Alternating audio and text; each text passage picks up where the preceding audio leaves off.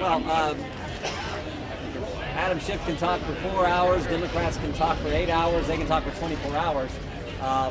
It's not going to change the facts. We've said it probably a million times, but that's the thing about facts is they never change. 4 facts will not change, have not changed, will never change. The call transcript shows no quid pro quo. We've all seen it.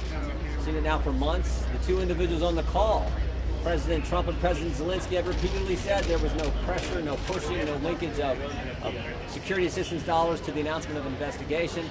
There couldn't have been any pressure because probably most important, Ukrainians didn't even know aid was held at the time of the call. And then I guess the best fact, the most important fact, is they took no action. They never started an investigation. They never promised an investigation. They never announced they were even thinking about an investigation. And they got the meeting, they got the money, and they got the phone call from the president. So they can talk all they want, but it's not going to change those fundamental facts. And I'm sure that the White House defense team will point that out in a clear fashion at the appropriate time.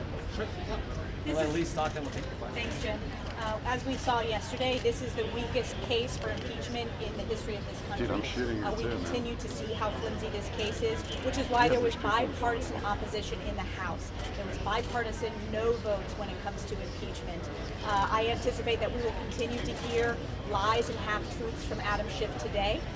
He also doesn't include important testimony that every single witness testified that he or she had no direct evidence of impeachable offenses, high crimes, misdemeanors, treason, or bribery. So Adam Schiff and his team can continue to speak for hours to the American public.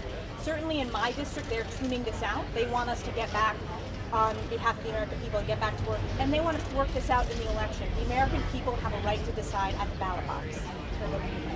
I would just say one comment about what the chairman of House Judiciary, Manager Nadler, said on the floor yesterday was outrageous. It was offensive to us.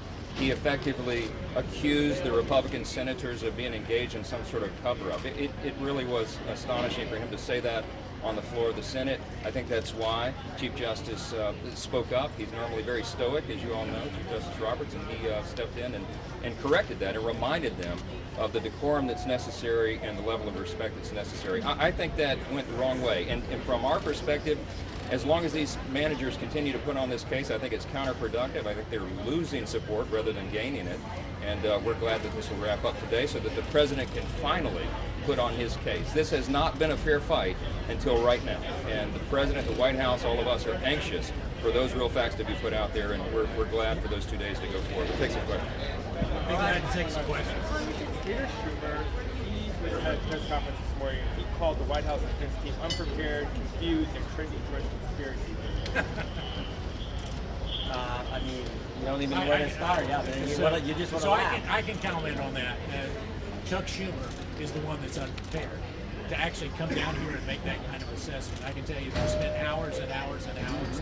And to suggest when your team gets to go without a rebuttal that the other team is unprepared, they haven't even taken the field yet. And so when we look at that, it is critically important that we understand only half the story is being told. And I can tell you, it's the false half of the story that's being told. And so for Chuck Schumer to come out and do that, he's trying to spin a narrative that all of you that covered this in the House, you already know that there's another side of the story, and the American people very soon will know that as well.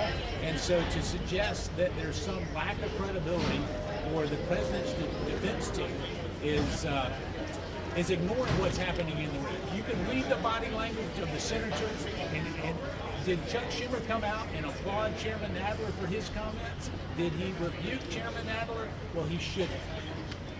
As Democrats have pointed out, Ambassador Bolton has a book deal and plans to tell his story. Is that I don't think a book deal should influence who testifies or who doesn't testify at an impeachment proceeding. They had a chance to call their witnesses in the House. Remember, they called all the witnesses. We didn't get to call any.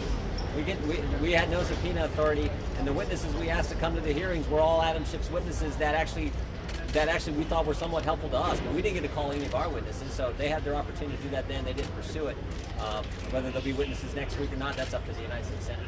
Are you concerned? How concerned is the president? Obviously, this is a rare time where he sees the spotlight for 72 hours to the lawyers, the prosecutors. Obviously, yesterday we saw Jay Sekulow, the legal team, come out. You guys have come out multiple times to make your cases go. How concerned is the president that in this absence of his team, a message needs to get across to Americans so that one side is Well, I mean, the facts are all on the president's. When you got the facts on your side, you're pretty darn confident. tweeted 140 plus times Well, yesterday. and talking about the facts being on his side, that's fine. The president likes to tweet, he likes to communicate, and that's one of the reasons the American people like him and support him, and he's done such a good job as president. But the facts are on his side. So, you know, I come back to the basics. This all started with his phone call. The next day, the very next day, July 26th, President Zelensky has a meeting with Ambassador Volker, Sondland, and Taylor. And guess what he said at that meeting? The call was fine, the call was great. But yet, Adam Schiff wants to spin this into that's how ridiculous this whole process has been.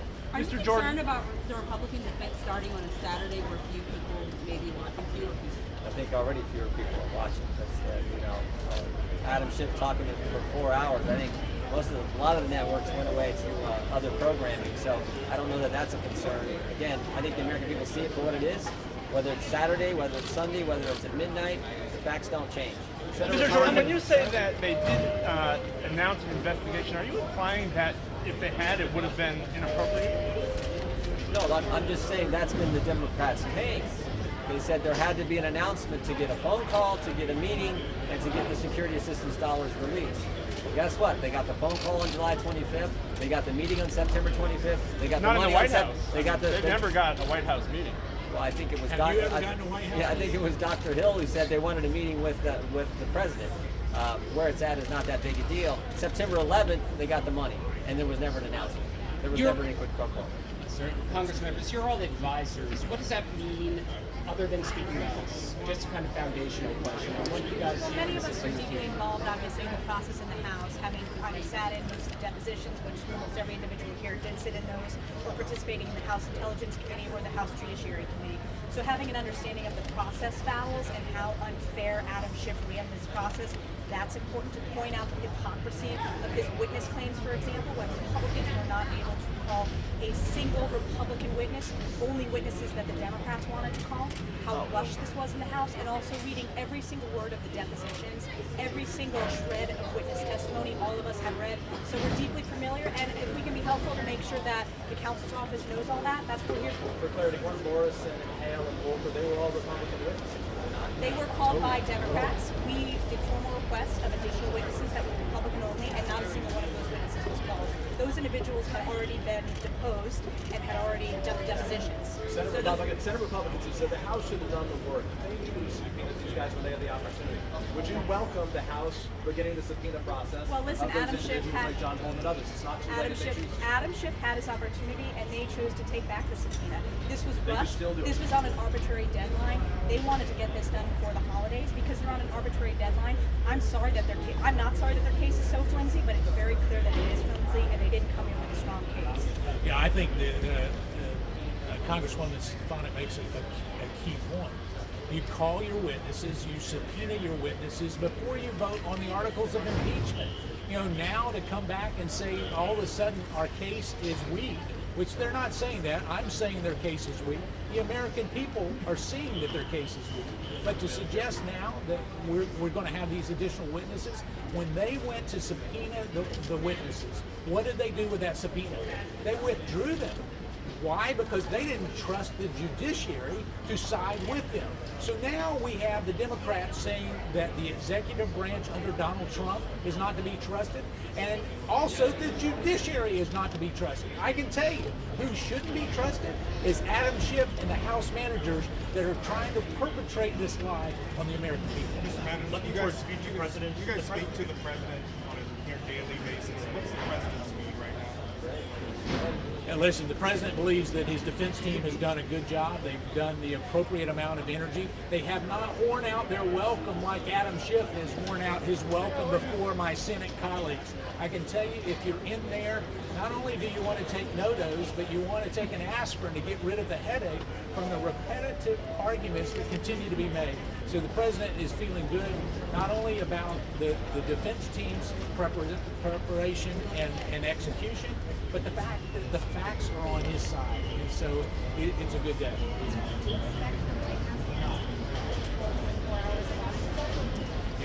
really right now, I think a lot of that depends on where the Democrats go with their arguments. I can tell you, you don't need the full 24 hours to rebut the false narrative that's being put forth with Adam Schiff. At the same time, I think that's going to be a game day call.